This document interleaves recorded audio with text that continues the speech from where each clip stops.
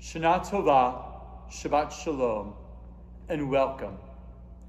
After a summer of travel to 7 cities in a month, I needed a little humor to recover. So I looked for a couple jokes and found the following. Al Gore once said that airplane travel is nature's way of making you look like your passport photo. And Lewis Black once joked, they say that New Zealand is beautiful, but I do not know, because after 22 hours on a plane, any landmass would be beautiful.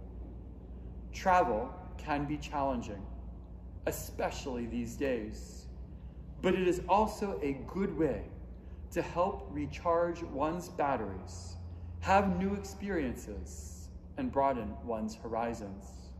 Lissa and I had a rare opportunity to spend 2 weeks traveling together without children anywhere in the world this past summer. Since we did not need to entertain children, we finally were able to make the trip I always knew that I needed to make, but honestly, never really wanted to make. We went to Krakow, Vienna, and Prague. I had already seen my mother's hometown in Germany and the remnant of her childhood home many years ago. Now I needed to see my father's home in Krakow, Poland.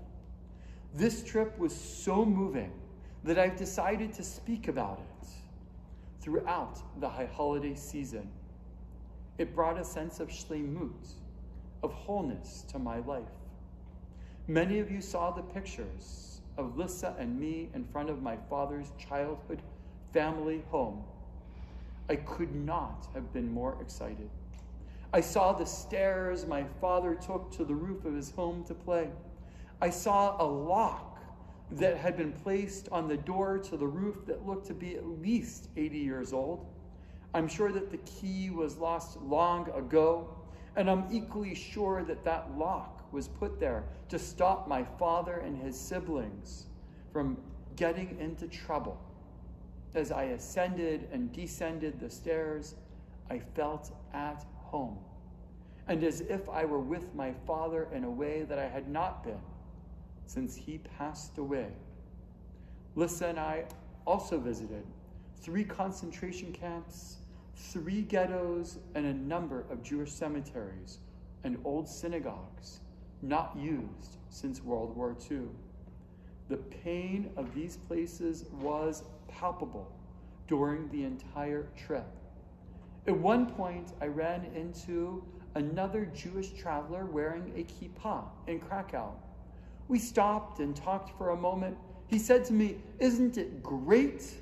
I replied, "The city is certainly as beautiful as my father had always said, but it is Poland. And after what happened to us here, no, it's not great. I am sorry." I had a lot of ideas and questions swirling around in my head for the entire trip. And one of those ideas was that we must always build today for tomorrow, because we never know what will come from the seeds that we plant today. Please, look at the picture that I took and that is on the back of the prayer for 5784. It is not my best photographic work, but it is extremely important. It is a picture of the Jewish cemetery in Theresienstadt, which is located and was the location of the Prague ghetto and concentration camp, rolled into one in the town of Terezin. Partly because of Nazi propaganda and reality, Theresienstadt was slightly better than other camps. That does not mean that it was good. The vast majority of the victims died from starvation or disease, or were shipped to Auschwitz to be murdered. But its accommodations were slightly better than Auschwitz and similar camps. One of the benefits that Jews had in Terezin was that first, they were buried with a Hever Kadisha, with Jewish funeral rites, and a rabbi present. That was extremely uncommon in the Shoah. Notice the trees in the background of the picture. The dead tree was originally planted on a Tu B'Shvat in the Terezin camp. And after the war, it was moved to a cemetery. Pieces of the tree were cut and saplings were sent around the world where they were planted and grew into their own trees. In 2002, a major flood killed the tree. Look to its left, where you will see another tree that is alive and thriving. That is a tree grown from an offshoot of the original tree planted elsewhere in the world. 80 years after Jews planted the original tree in Terezin, its grandchild gives shade, comfort, and a modicum of beauty to the Jews who were buried in a cemetery and all who come to visit them. What a powerful metaphor for the reality of the Jewish world today. This modern story reminds me of the Talmudic story of Choni. One day, Choni was walking along the road when he saw a certain man planting a carob tree. Choni said to him, "How many years will it take for that tree to produce fruit?" The man said to him, "At least 70 years. Choni said to him, "Obviously, you will not live that long. Do you expect to derive benefit from this tree?" He said to him, "When I was born, I found a world full of carob trees.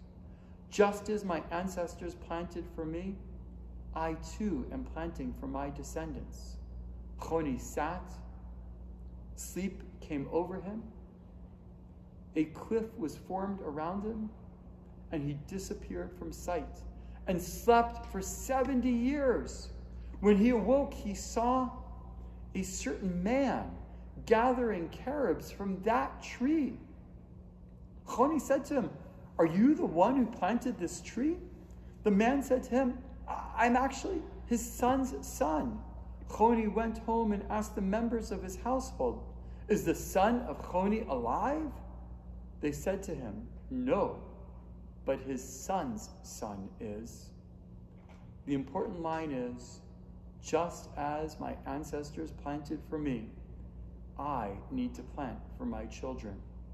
We never know when our work will bring nourishment and sweetness to future generations. On Kol Nidre, we are going to explore the idea of giving and taking. Let us remember now that what we create for today is not just for this generation who might show their gratitude, but for those who will never be able to repay us. We are not in the prediction business. We are in the business of preparing for the future. We never know what the future will hold, but that should not prevent us from trying to perfect it. In Mishnah Pirkei Avot, it teaches us, "Lo alecha hamlacha ligmor, va'ata lo ben chorin levatel mamena." It is not your duty to finish the work, but neither are you at liberty to neglect it. Bartanora comments on this, "We should never say, 'I cannot finish it.' And so what advantage is there in toil, and what will I derive in terms of benefit from this work?" We never know how even starting a task will help others. For example, we have come so far here at Beth Israel over the last 10 years. We have built a new building, we have created new programs, our membership is growing, and our programs and services are overflowing with participants. But we are still far from finishing the job, and so that does not mean that we can quit now. There is so much further to go. One small blessing that the inmates had at the concentration camp at Terezin was the ability to practice Judaism and even create small synagogues. All but one of those synagogues were destroyed after the war. It was discovered when Terezin was being restored as a museum and a memorial to the camp. During the Shoah, someone who had worked in a paint factory as a slave brought materials to write psukim, sacred verses, on the walls of the synagogue. One of the verses read, Im eshkechach Yerushalayim, tishkach yemeni. If I forget you, O Jerusalem, let me forget my right hand. This verse comes from Psalm 137, which is laden with meaning and was written about our exile to Babylonia and the suffering that occurred there. The psalm includes references to music because forgetting Jerusalem means forgetting joy and the possibility of any happiness. Remembering Jerusalem is an acknowledgement of a good future. These words are also often sung at a Jewish wedding. The underlying subtle message is that there is hope, that what we are experiencing in Terezin will enable the joy of Jewish marriages and freedom to come. The Babylonians did not destroy us, nor will the Nazis. The Jews who wrote these words on the wall must have been hopeful that their prayers and suffering would bring about redemption and joy in future generations. They paid the ultimate price, not by design, but by circumstance, for us today. You may remember that while I was in Krakow, I filmed the 5 minutes of Torah in front of the former Beis Yaakov Teachers Seminary. My grandmother, who had gone to a Beis Yaakov school, which was actually the first one that was designed to teach young Orthodox Jewish women secular and Jewish studies. That school still exists today as a system, and the education that my grandmother received has been passed from one generation to the next, including my own children and the members of our synagogue. The founder of the school, Sarah Schneer, passed away in 1935. She never would have imagined the destruction of her first school, the one that my grandmother went to in Krakow, or that there would be schools today around the world that are part of the system that she created. She was buried outside of Krakow. Her tombstone was then broken and moved to build the Plaszow concentration camp, where my father was interned and nearly worked to death after his removal from the Krakow ghetto. Her tombstone was restored in 2005. Upon the restoration, the director of the Central Beis Yaakov school system gave a eulogy for Schneer and closed it by saying, "We are not merely placing a memorial on your gravesite.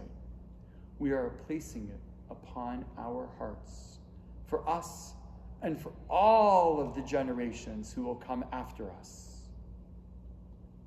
Our last stop this summer was Prague.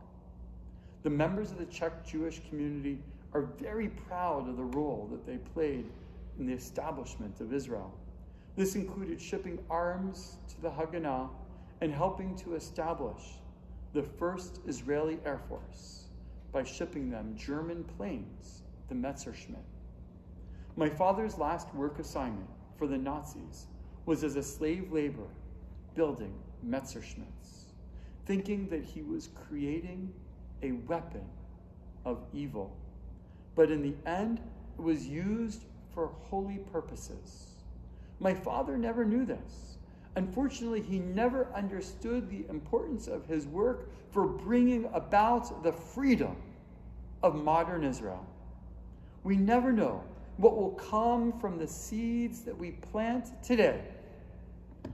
As we go home to spend Rosh Hashanah lunch with family and friends, please ask yourself and others 2 questions. What work in my life have I done that will benefit generations to come? What work can I continue to labor on to ensure that I've truly left a legacy in this world? Ralph Waldo Emerson wrote, "To leave the world a bit better, whether by a healthy child, a garden patch, or a redeemed social condition, to know that even one life has breathed easier because you have lived, that is to have succeeded." We must never forget the lessons of Auschwitz and Terezin and our own life experiences. We must always use them to inspire, to build for tomorrow. The longer the horizon, the more difficult it is to predict the future. As Jews, we have always taken the long view. We have always needed to do so. And as we transition from discussing the concept of giving, discussing the concept of giving and taking on Kol Nidre, and the question of faith in God on Yom Kippur, I want to leave you with these words from Abraham Joshua Heschel. Living is not a private affair of the individual. Living is what humanity does with God's time and what humanity does with God's world. What we do with our gift of life is crucial. Each second is a gift. I can only imagine what people were thinking who planted the tree in Terezin on Tu B'Shvat over 80 years ago, and the people who prayed and painted in the synagogue in Terezin. They knew that their days would likely be short, yet they continued to ensure that they created today for the sake of tomorrow. Let their memory inspire us today on this Rosh Hashanah. Shana Tova. Shabbat Shalom.